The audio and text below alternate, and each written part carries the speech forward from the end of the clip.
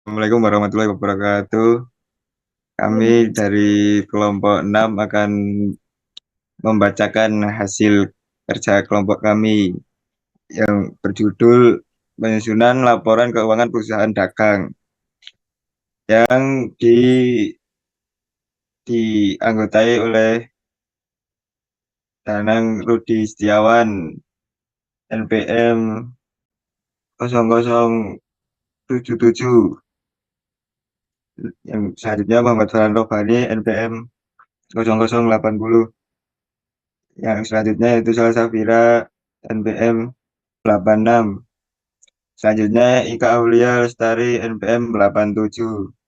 Yang kelima Rifka Anissa NPM 98.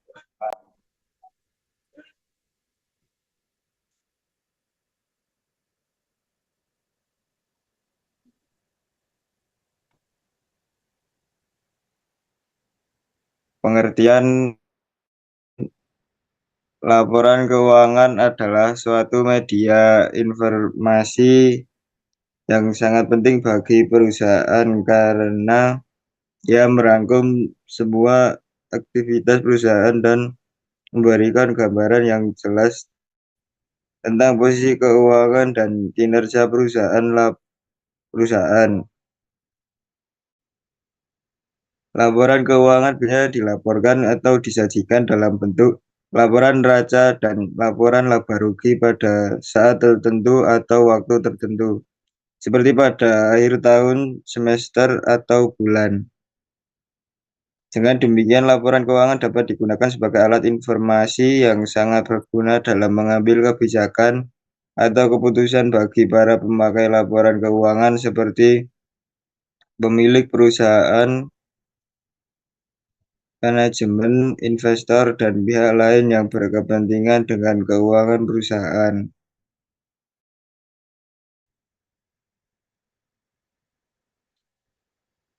Next,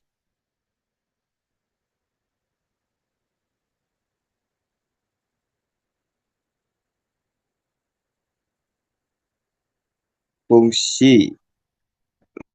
Laporan keuangan dapat digunakan sebagai alat evaluasi sehingga dapat membantu perusahaan dalam mengidentifikasi kekuatan dan kelemahan, serta mengembangkan strategi yang lebih efektif untuk perusahaan.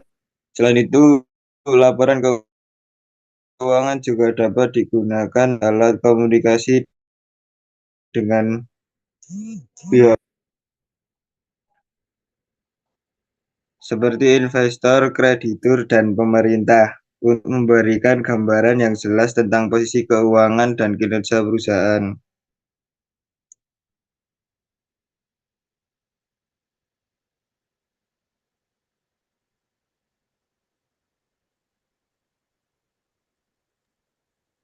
Oke, yang selanjutnya adalah jenis-jenis laporan keuangan perusahaan dagang. Pertama, laporan laba rugi bentuk tidak langsung. Laporan laba rugi yang disebut laporan laba rugi bentuk tidak langsung atau multiple step income statement atau bentuk tidak langsung berisi beberapa bagian, subbagian, dan subjumlah. Yang pertama, penjualan atau sales adalah total jumlah yang dibebankan pada pelanggan atau terjual, baik penjual kas maupun kredit, baik kredit penjualan maupun diskon penjualan dikurangkan dari penjualan untuk menghasilkan penjualan bersih. Selanjutnya, diskon penjualan atau sales discount diberikan pada pelanggan membayar lebih awal atas penjual secara kredit. Selanjutnya, bersih atau net sales mengurangkan jumlah retur dan diskon penjualan dari angka penjualan. Yang ketiga, harga pokok penjualan atau cost of merchandise atau harga pokok barang yang terjual. adalah biaya barang yang telah terjual ke pelanggan. Next. Laba rugi tidak langsung.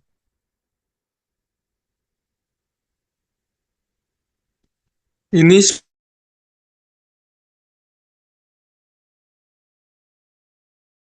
laporan laba tidak ambar ini. Next.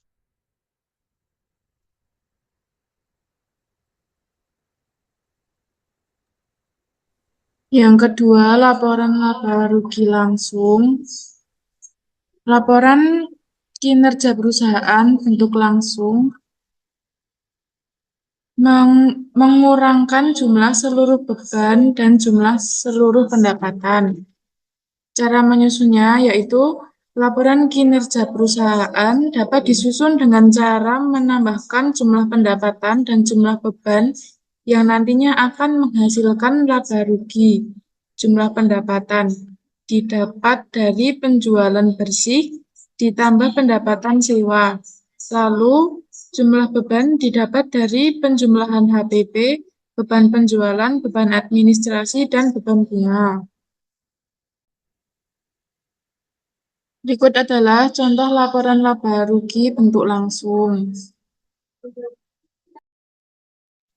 Selanjutnya, laporan ekuitas pemilik. Laporan ekuitas adalah laporan keuangan yang merangkum transaksi-transaksi yang berhubungan dengan modal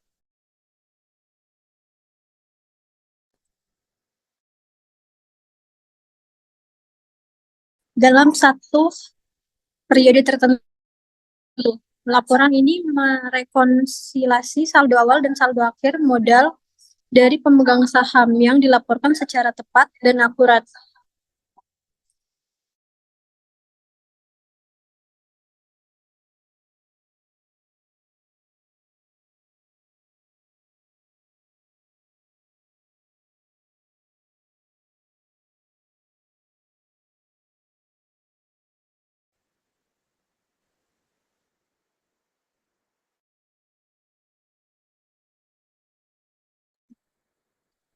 Selanjutnya, cara menyusun laporan ekuitas pemilik.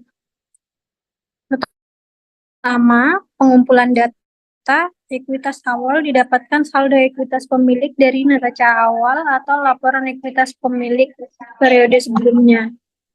Selanjutnya, investasi tahunan. Catat semua investasi tambahan yang dilakukan oleh pemilik selama periode tersebut. Selanjutnya, laporan laba rugi. Selanjutnya, penarikan pribadi. Catat semua penarikan modal oleh pemilik selama periode tersebut. Kedua, penentuan format laporan.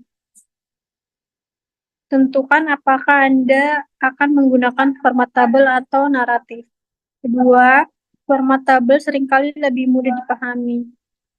Yang ketiga, penyusun laporan. Mulailah dengan judul yang mencakup nama perusahaan, jenis laporan, dan periode laporan. Lalu urutkan data dalam struktur yang logis dan ekuitas akhir. Selanjutnya yaitu laporan neraca atau posisi keuangan. Laporan posisi keuangan yang bersifat sistematis tentang posisi aset perusahaan. Laporan ini berlaku untuk berbagai jenis perusahaan seperti perusahaan jasa, perusahaan komersial, dan perusahaan manufaktur. Cara menyusun yaitu laporan posisi keuangan dapat disusun dengan cara menjumlahkan semua aset atau aset lancar dan aset tetap. Lalu menjumlahkan semua kewajiban atau kewajiban lancar, kewajiban jangka panjang, lalu menambahkan dengan ekuitas pemilik yang berupa modal, lalu menjumlahkan jumlah aset, jumlah kewajiban, dan ekuitas yang kesimpulan dari laporan keuangan untuk perusahaan dagang adalah bahwa laporan keuangan memberikan gambaran menyeluruh tentang kinerja keuangan dan posisi perusahaan selama periode tertentu. Jenis-jenis laporan keuangan perusahaan dagang terdiri dari laporan laba rugi terbentuk tidak langsung, laporan laba rugi, pendapatan laba, biaya operasional, aset, liabilitas, dan arus kas. Dari laporan keuangan, kita dapat melihat pertumbuhan penjualan, efisiensi dalam pengelolaan biaya, kemampuan perusahaan dalam menghasilkan keuntungan dan likuiditas, serta solvabilitas perusahaan. Laporan keuangan juga membantu dalam pengambilan keputusan manajerial, analisis kesehatan, finansial, dan penilaian prospek masa depan perusahaan. Secara keseluruhan, laporan keuangan merupakan alat penting untuk mengevaluasi kinerja dan kondisi finansial perusahaan dagang.